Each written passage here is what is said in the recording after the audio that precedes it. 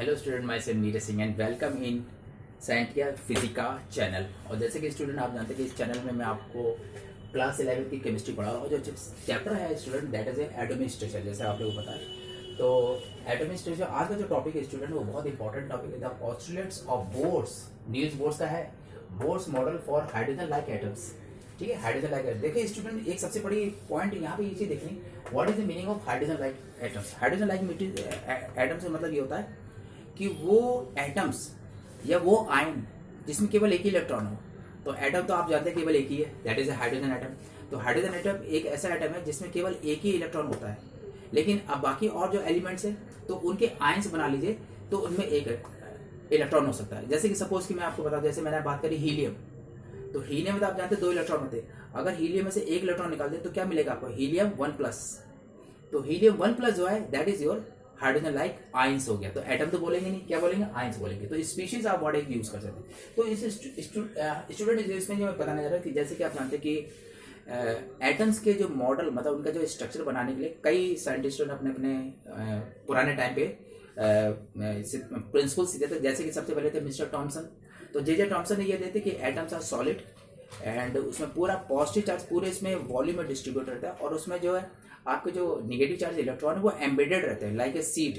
Watermelon वाला है, या पंप आप जानते हैं कि वो प्लूम वाला जो एग्जांपल उन्होंने दिया था। तो ये एग्जांपल दिया था, लेकिन दैट इज रॉन्ग। उसके हिसाब से कि एटम इज ए सॉलिड, बगैर ये रदरफोर्ड ने बिल्कुल गलत कर दिया। रदरफोर्ड ने बिल्कुल सही कॉन्सेप्ट दिया कि नहीं, एटम्स आर हॉलो, बिल्कुल सिंपल, और सारा पॉजिटिव चार्ज उसके न्यूक्लियस में सेंटर होता है। ये बात सही बोले। लेकिन एटम से फिर रदरफोर्ड ने अपना एटॉमिक मॉडल दिया।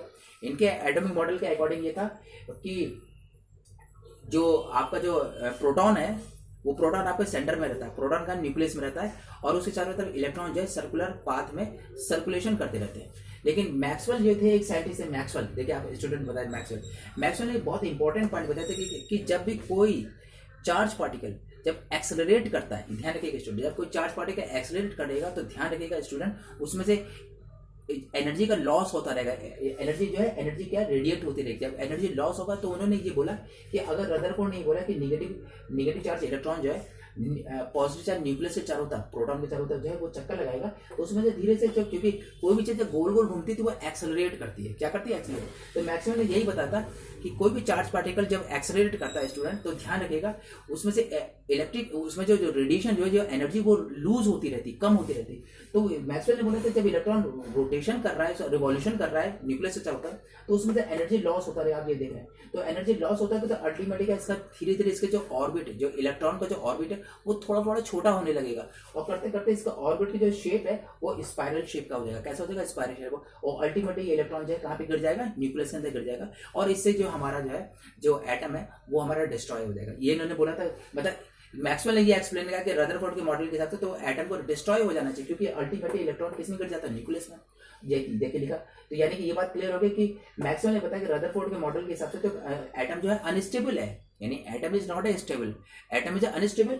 और उसमें जो स्पेक्ट्रम अगर इसका बनाया जाए तो इसका स्पेक्ट्रम कैसे बनना चाहिए? कंटिन्यूस स्पेक्ट्रम बनना चाहिए। मतलब क्योंकि लगातार इसमें देखिए, आप देख रहे हैं हर तरफ से रेडिएशन निकल रहा है, तो इसका अगर स्पेक्ट्रम बनाएंगे तो कैसे बनेगा? कंटिन्यूस। ये डी वैलेंट्स बने इसके रदरफोर्ड के। ये किसने एक्सप्लेन कर दिया? मिस्टर मैक्सवेल ने।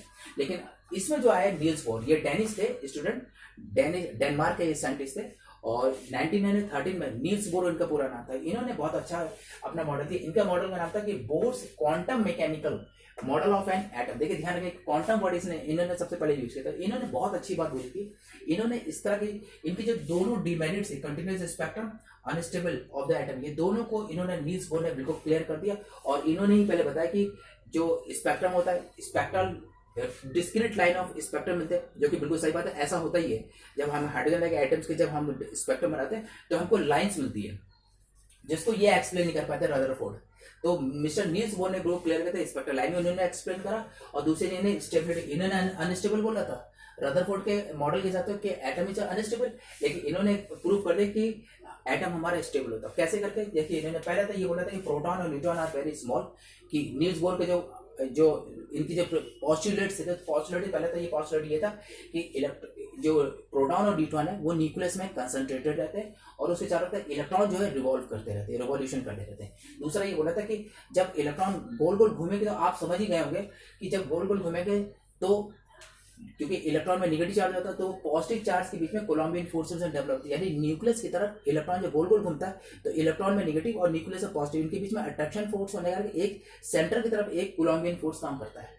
तो ये गोल गोल घूमता है तो बाहर की तरफ एक फोर्स काम करता है, that is a centrifugal force. आप लोग सब जानते हैं कोई भी गोल गोल चीज घूमती है तो बाहर की तरफ एक फोर्स है, दैट इज सेंट्रीफ्यूगल फोर्स, ठीक है। और दूसरी चीज, तीसरी चीज उन्होंने ये बताई थी स्टूडेंट कि जो इलेक्ट्रॉन्स होते हैं वो mvr या NH/2π, H/2π, देखिए ये ध्यान रखिएगा, यानी उन्होंने बताया कि इलेक्ट्रॉन केवल उसी ऑर्बिट में रहते हैं जहां पे एंगुलर मोमेंटम mvr यानी H/2π का मल्टीपल हो, यानी n बराबर 1 2 3 कुछ भी, n क्या है प्रिंसिपल क्वांटम नंबर है, n इज इक्वल टू, ठीक है। तो H/2π, H क्या चीज, it is a Planck's constant. तो ये बोर साहब ने बताया था कि इलेक्ट्रॉन हमेशा एंगुलर मोमेंटम यानी इलेक्ट्रॉन सा प्रेजेंट उसी ऑर्बिट में अवेलेबल होंगे जहां का एंगुलर मोमेंटम क्या mvr यानी NH/2π का मल्टीपल होगा, यानी कि n की वैल्यू 1 2 3 4 5 हो सकती है, यानी n is equal to 1 2 3 4 and so on हो सकती है, लेकिन 1.5 3.5 7.2 इस तरह का फ्रैक्शन में नहीं होगा, क्योंकि फ्रैक्शन वाली पोजीशन बीच की तो आप देख रहे हैं। तो ये जो आप जो गोल को जिस सर्कल देख रहे हैं दैट इज ऑर्बिट या एनर्जी स्टेशनरी एनर्जी लेवल्स है, तो इनकी जो एंगुलर मोमेंट है वो mvr या NH/2π के मल्टीपल में है, तो H/2π के मल्टीपल में होने का कारण इलेक्ट्रॉन के इसी ऑर्बिट में रहेंगे, यानी अगर एंगुलर मोमेंटम हमारा H/2π के मल्टीपल तो इलेक्ट्रॉन वहां हो रहा है। लेकिन अगर फ्रैक्शन में होगा, देखिए यहाँ लिखा फ्रैक्शन एंगुलर मोमेंटम, जैसे ये बीच में, जैसे एक ऑर्बिट है दूसरा ऑर्बिट, तो दोनों ऑर्बिट के बीच का जो ये प्लेस आप देख रहे हैं, ये पॉइंट दिख रहे हैं, यहाँ पे फ्रैक्शन एंगुलर मोमेंटम है। और फ्रैक्शन एंगुलर मोमेंटम में ध्यान रखिएगा फ्रैक्शन में यानी कि n की वैल्यू क्या 1.5 2.3 इस तरह की n की वैल्यू, तो इसमें कभी भी इलेक्ट्रॉन इज नॉट प्रेजेंट है। तो ध्यान रखिएगा दो ऑर्बिट के बीच में इलेक्ट्रॉन कभी भी प्रेजेंट नहीं हो सकता, ऑर्बिट में हो सकते हैं इलेक्ट्रॉन, लेकिन कभी भी दो ऑर्बिट के बीच में जो फ्रैक्शन वाला एरिया होता है वहां पे इलेक्ट्रॉन अवेलेबल होते हैं। एक चीज, अगला पॉइंट इन्हें फोर्थ ही बोला था कि इलेक्ट्रॉन्स रिवॉल्व स्टेशनरी एनर्जी में with a fix amount of energy, यानी कि इलेक्ट्रॉन जो ये एनर्जी लेवल में जो रोटेट कर रहे हैं, रिवॉल्यूशन कर रहे हैं, तो ना तो इनमें एनर्जी का लॉस हो रहा है और ना एनर्जी ये गेन कर रहे हैं, नो लॉस नो प्रॉफिट वाला चक्कर है, यानी ना तो एनर्जी ये ले रहे हैं, ना टेकन, ना गेन, ना लॉस, कुछ नहीं। तो ये हमेशा विदाउट एनर्जी लॉस कीजिए ग्राउंड स्टेट में हमेशा रिवॉल्यूशन करते रहते। अगले ने बोला था the amount of orbit energy, energy जो होती है ये ऑर्बिट की जो एनर्जी होती है ये रेडियस के प्रोपोर्शनल होती है, यानी रेडियस जितना ज्यादा होगा जितने दूर की ऑर्बिट होगी एनर्जी उतनी ज्यादा होगी, ठीक है। अगला पॉइंट ये बोला था जब इलेक्ट्रॉन ग्राउंड जब फिक्स अमाउंट ऑफ एनर्जी, आप किसी इलेक्ट्रॉन को फिक्स अमाउंट ऑफ एनर्जी देते तो वो ग्राउंड लोअर एनर्जी LEN लिखा ना, लोअर एनर्जी लेवल से कूद कर वो हायर एनर्जी लेवल में पहुंचते हैं, एकदम से पहुंचे, इसे बोलते हैं एक्साइटेशन। क्या बोलते हैं इसे? एक्साइटेशन। और जब उसमें से वही रेडिएशन जो एनर्जी एब्जॉर्ब की थी, अगर वो इलेक्ट्रॉन अपनी एनर्जी लूज कर देता है, रेडिएशन के फॉर्म में निकाल देता है, तो वो हाई एनर्जी लेवल से कूद कर वो लोअर एनर्जी लेवल में जंप करके आ जाता है, तो इसे डी एक्साइटेशन बोलते हैं। क्या बोलते हैं? तो एक्साइटेशन और डी एक्साइटेशन इन दोनों को चीजों को मिला के बोलते हैं ट्रांजिशन ऑफ इलेक्ट्रॉन। क्या बोलते हैं? Transition of electron. तो दो एनर्जी लेवल के बीच में जो एनर्जी का डिफरेंस होता है वो E1 माइनस E2 के बराबर होता है, और डेल्टा E बराबर E1 माइनस E2 होता है, और डेल्टा E की वैल्यू h न्यू के बराबर है। h न्यू मतलब new stand for the frequency of the radiation, ठीक है। h is the Planck's constant. और ये जो होता है स्टूडेंट, जब ये इलेक्ट्रॉन एक्साइटेड होकर ऊपर पहुंचता है तो वो just 10 to the power 8 second में वापस आ जाता है। ध्यान रखिएगा एकदम से एक्साइटेड हो गया, और डी एक्साइटेशन में केवल 10 to the minus 8 second time लगता है, and this time is known as one shake time. This time is known as one shake time.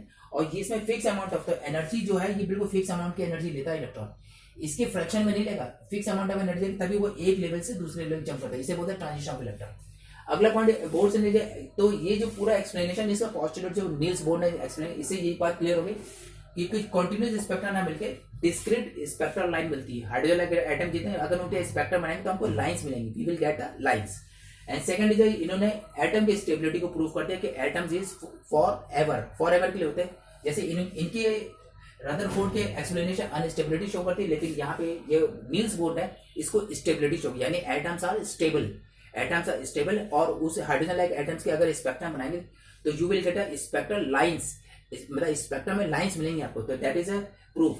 तो ये बिल्कुल सही है, ये होता भी है, आपको लाइंस मिलेंगे, स्पेक्ट्रम बनाएंगे और एटम्स आर स्टेबल हो गए। तो स्टूडेंट आज मैंने आपको जो the postulates of the Bohr's models of the hydrogen like atoms आपको बताया, जिसमें मैंने बोर्स के quantum mechanical model of an atom आपको एक्सप्लेन किया।